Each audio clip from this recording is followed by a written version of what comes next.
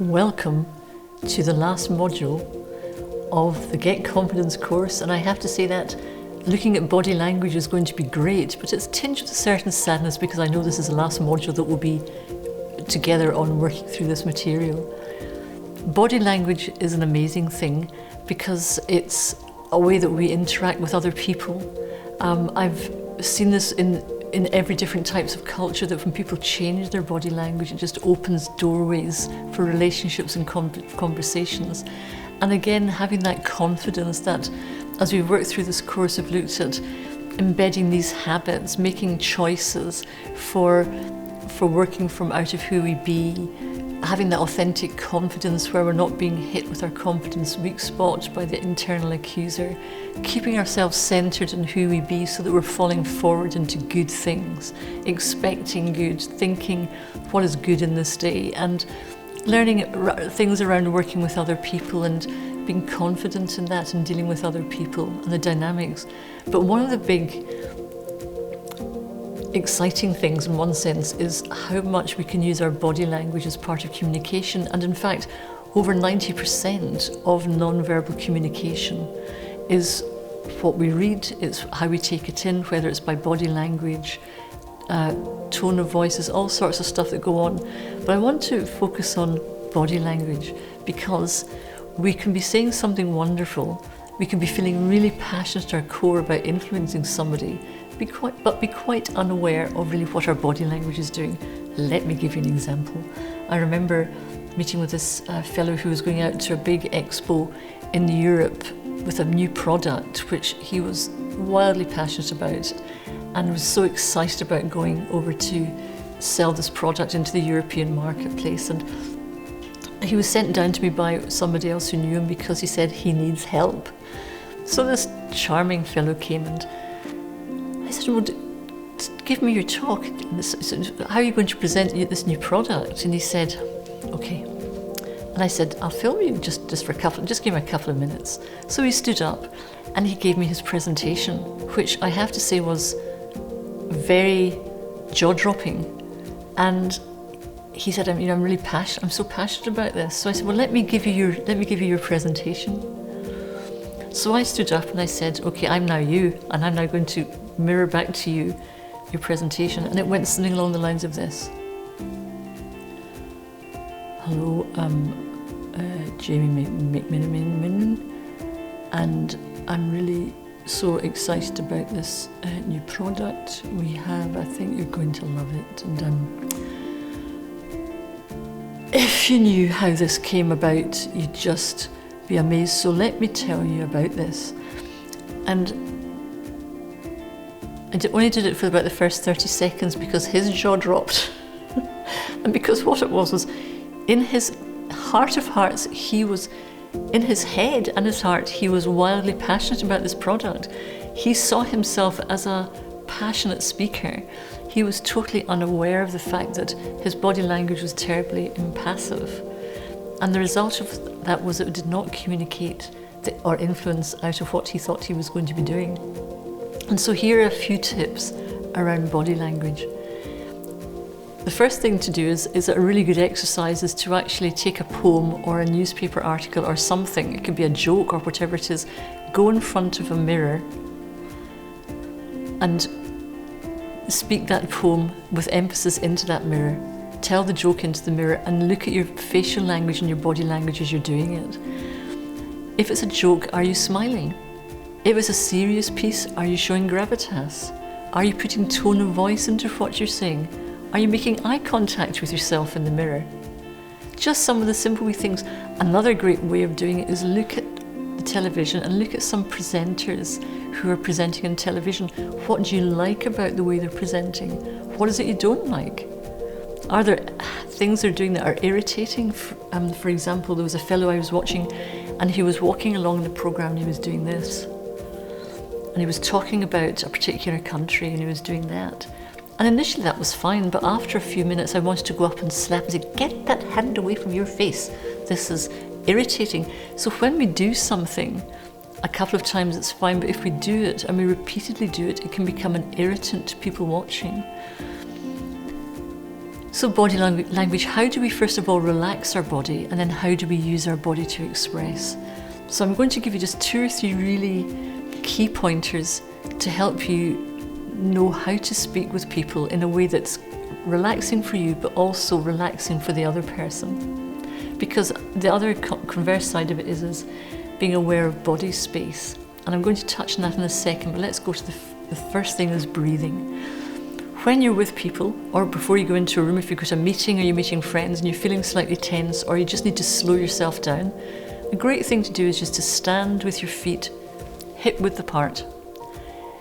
Drop your hands by your side, lift your shoulders up gently and just roll them, and then breathe in for the count of 3. Breathe out for the count of 4. And do that a couple of times. Just breathe in, breathe out. You've relaxed. And walk in. The second thing to remember is smile. There is nothing more wonderful than talking with somebody who's listening to you, and they're showing that they're listening just simply by the nod of their head, or, oh yeah, all right, just using your face. The spin-off for this is that when you smile, you use muscles that trigger the endorphins in your body, and it gives you a feel-good factor. So even if you're faking it, the fact you're actually moving the muscles you'll actually start feeling that you're enjoying it, whether you like it or not. So that's a really good spin-off from that. So smile. Make eye contact, and not the mistake of drilling somebody down the eyeballs to keep eye contact, because that's really very unnatural and you might be mistaken for an alien or a robot, so I wouldn't do that. But eye contact is just looking, and for people who are visual thinkers, it's very natural to look away while you recollect the picture or the image, and then you come back to talk. So if people look away from you and come back, that's part of the way our brains create the image and help supply information to what we're saying. Now you notice I've got my hands and I'm using my hands, and that's the third thing in body languages. We've talked about the breathing, we've talked about smiling. The thing is open body language. If I was saying, hello, I'm Libby Hammond and I'm here to help you really be confident, your eyes are focusing straight on my hands and you're thinking, I think not. I think this woman's too nervous to be confident. And so our body language tends to leak out what we're feeling. So a way of reflecting that confidence you've got, breathe, smile, and keep your hands open. Now somebody said to me, well, what do I do with them? It's very easy. You can just put the hand you write with on top of the hand you don't write with, and hold it at your waist level, so that you can then just, as a starting point, it's fine actually to fold arms as well too. And then from that you can move into a position of keeping I'm open, I'm interested. And rather than wringing fingers, driving hands down into pockets, hands behind backs can make you look as if you're quite tense. The most important thing is, and it goes back to the very beginning of authentic confidence, use body language that's natural for you and makes you feel relaxed and comfortable. Because if you're feeling relaxed and comfortable, the people who are talking to you will mirror your body language and they will feel relaxed and comfortable too. That's very important, this whole thing about mirroring body language. Remember the example at the beginning of the fellow going to give a talk and who was... The thing is that whatever I do with my body language, the other person, we read over 90% of non-verbal, people start to mirror the body language we use. So staying in the adult, being relaxed, smile, stay open, breathe as things are going, and you find that it'll just settle down beautifully. So just to recap, we've gone through 2 or 3 really good tips on how to use your body language, because as we said earlier, over 90% of what we read is non-verbal. And we've looked at breathing, just slowing down that adrenaline surge or whatever, just relaxing, then stepping into the room, wherever you are, with a smile, showing active listening, engaging with people. Even if you're not necessarily feeling it, the great spin-off is that you will feel happier by the time you finish moving all these muscles. And good eye contact, which is great, just showing people that you're paying attention and valuing them as a person. And practicing these skills, do it in front of the mirror with a poem. You can get a friend to video you when you're telling a joke and see how you're using tone of voice, how you're moving your face to see what is your natural expression. And it may be for some people, that may be for you that you're needing to actually up your level of using your facial expressions. For other people, they can actually overdo it. It's like sometimes it's almost like being in a drama scenario with somebody. But in a sense, whatever is natural for you is great.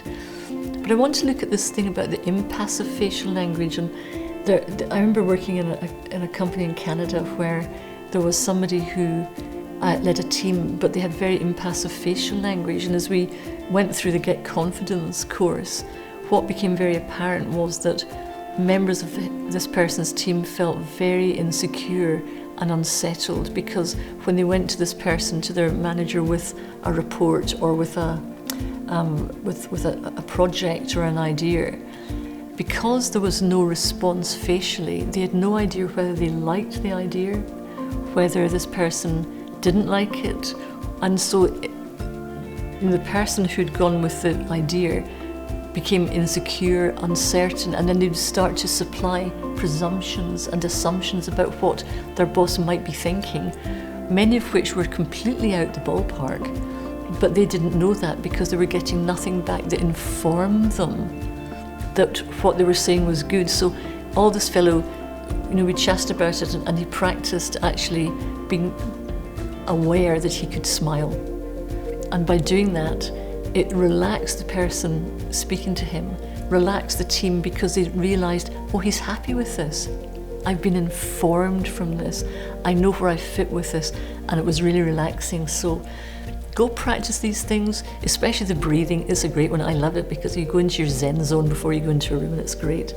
And look forward to seeing what you put down in your review at the end in Module 9 out of this particular section. But the key thing from this one is practice it, watch other people, and pick out what's your natural style of communication. But remember, no matter how natural it is, do keep smiling.